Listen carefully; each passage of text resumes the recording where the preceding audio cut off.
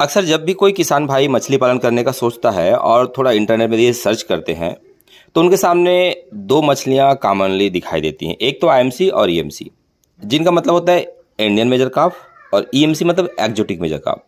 अब इंटरनेट से उनको ऊपर ऊपर ये पता चल जाता है कि इनमें कौन सी मछलियां आती हैं और क्या क्या इनकी ब्रीड है। पर इस आधे ज्ञान के साथ जब वो फार्मिंग में जाते हैं तो इसमें फेल होने के चांसेस जो बढ़ जाते हैं। इसलिए आज का वीडियो बहुत ही इंपॉर्टेंट होने वाला है कि जहां हम इंडियन मेजर कार्प और एक्जोटिक मेजर कार्प इन दोनों का बेसिक से लेकर एडवांस डिफरेंस से बात करेंगे, ताकि आपको इससे रिलेटेड कोई भी डाउट ना रहे। शुरू में थोड़ा बेसिक बातें करते हैं, जहां जानेंगे कि ये दोनों स्पीसीज जो है ये होते क्या है। तो देखिए दोस्तों, इंडियन मेजर कार्प मतलब आपका जो है रोहू, कतला और मृगल। ये स्पीसीज जो है भारत के जो झीलों में या नदियों में पानी में स्टार्ट से हो रहते आ रहे हैं। तो ये जो मछलियां हैं भारत के इतिहास से लेकर के कल्चर और इसकी ट्रेडिंग जो है हजारों वर्षों से जुड़े हुए हैं। अगर तालाब में तीनों मछलियों के रहने की बात करें तो कतला तालाब के देखिए ऊपर हिस्से में रहता है, तो इसको सरफेस फीडर कहा जाता है। और रोहू तालाब के बीचों बीच रहता है, इसको कॉलम फीडर कहा जाता है। और यदि मैं बात करूं मृगल की, तो मृगल सबसे नीचे रहता है, तो इसलिए इसको बॉटम फीडर कहा जाता है। एक मछली तालाब के किस हिस्से में रहती है यह डिपेंड करता है कि मछली का जो मुंह का शेप है, उसका मुंह का जो साइज है, इसके ऊपर डिपेंड करता है। जिस मछली का मुंह जो है ऊपर की ओर होगा उसको खाना तालाब के ऊपरी हिस्से से खाना होता है, और इसलिए इनको सरफेस फीडर कहते हैं। जैसे आपका कतला हो गया। और जिनका माउथ सीधा होता है, स्ट्रेट होता है, वो देखिए बीच वाले भाग से खाना खाती हैं, जैसे कि आपका रोहू हो गया। और जिनका मुंह नीचे की तरफ होता है वो बॉटम से खाना खाते हैं, और जिनको हम लोग कहते हैं बॉटम फीडर। अगर आप मछली के यदि बिहेवियर के ऊपर चलेंगे तो वीडियो में इसका डिटेल मैं डाला हूँ, और कमेंट करके बताएं कि इसमें आपको क्या आपको फील होता है। तो देखिए, इंडियन मेजर कार्प की बॉडी लंबी होती है और इनके बॉडी में स्केल्स बड़े होते हैं। दूर से देखने पर ये शाइनी सिल्वर करके दिखते हैं, और इनके स्लीक और पावरफुल फिजिक्स के लिए इनको जो है जाना जाता है। तो देखिए, अब आते हैं एक्जोटिक कार्प्स के बारे में। तो देखिए, सिल्वर कार्प, ग्रास कार्प और कॉमन कार्प, इनको जो है एक्जोटिक कार्प कहते हैं। इस तरह की मछलियां इंडियंस वाटर्स में पहले से नहीं थी। इनको ज़्यादातर जो है यूरोप और ईस्ट एशिया जैसे देशों से लाया गया है। तो इसका जो मेन कारण है इनका फास्ट ग्रोथ।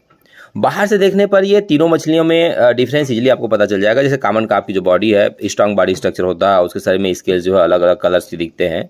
और ग्रास कार्प का बॉडी जो देखिएगा आप लंबा दिखाई देता है, और ये तालाब में अलग अलग प्रकार की घास खाकर आराम से जिंदा रह लेती है। तो इसलिए सुझाव दिया जाता है कि आप जब भी कल्चर करेंगे 10% एटलीस्ट कम से कम ग्रास कार्प डाल दीजिए, जिससे वो तालाब में जो एक्स्ट्रा घास है उसको खा करके बड़े हो जाए, और इससे आपको एक्स्ट्रा फायदा हो जाए। तो सिल्वर कार्प नाम से देखिए, आप नाम से ही समझ लीजिए कि इसको दूर से देखने पर ही चांदी की तरह शाइनिंग कलर की दिखाई देगी। तो दोस्तों, हम सभी का जो जीवन है वो प्रकृति से जुड़ा हुआ है, और प्रकृति से हम कुछ ना कुछ लेते हैं, और साथ ही साथ उसका हिसाब भी देना पड़ता है। ऐसे जो आपका इकोलॉजिकल सिस्टम है, पारिस्थितिक तंत्र है, इसमें एक बैलेंस बना रहता है। अब हम दोनों मछलियों का जो इकोलॉजिकल सिस्टम है, पारिस्थितिक तंत्र है, इस पर इसका क्या इफेक्ट पड़ता है इसको हम देखते हैं। तो देखिए, इंडियन मेजर कार्प जो है इंडियन वाटर बॉडीज की इसकी मूल जनसंख्या है, मूलज है इसकी, पहले से रहती आ रही है। इसलिए अलग अलग परिस्थिति में ये फिट हो जाती है। जैसे कि आपका अलग अलग इकोलॉजी सिस्टम में एक बैलेंस जो है बना के चलती है। तो इंडियन मेजर कार्प कई तरह के फूड हैबिटेट पर जिंदा रहते हैं, जैसे कि इसलिए आपको देखने मिलेगा कहीं जगह कुछ भी आप दाना ना डालो तब भी आपका साल में कई बार 2 से 3 किलो की मछली जो है निकली जाती है। तो पूरे तालाब का जो इकोलॉजिकल सिस्टम है उसको सही बनाने में इंडियन मेजर जो कार्प है, आईएमसी जो है, वो मेन रोल निभाती है। पर दूसरी तरफ अपन एक्जोटिक कार्प्स की बात करें तो देखिए, ये इंडिया की मूल जनसंख्या तो है नहीं। तो कई बार ये नेटिव कार्प्स के साथ जो है, जो हमारी जो आईएमसी के साथ है, ये फीड के कंपटीशन में आ जाती है, और क्योंकि बहुत तेज़ी से बढ़ती है इसलिए कहीं जगह ये इंडियन मेजर कार्प से ज़्यादा फीड इंटेक कर लेती है, जो कि आपका इकोलॉजिकल सिस्टम के लिए अच्छा नहीं होता है।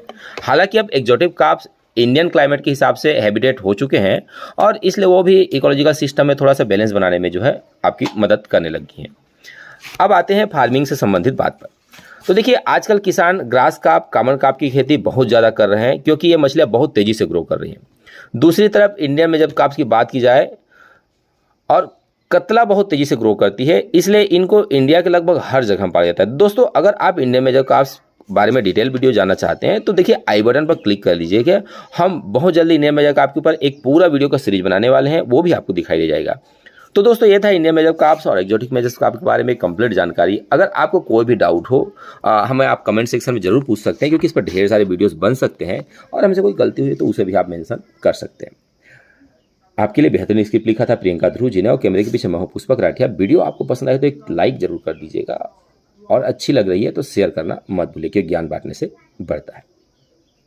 यदि आप चैनल पर नए हैं तो चैनल को आप सब्सक्राइब बिल्कुल कर लीजिएगा ऐसी बेहतरीन वीडियोज़ के लिए। मिलते हैं अगले वीडियो में, तब तक ले जय जोहार, नमस्कार।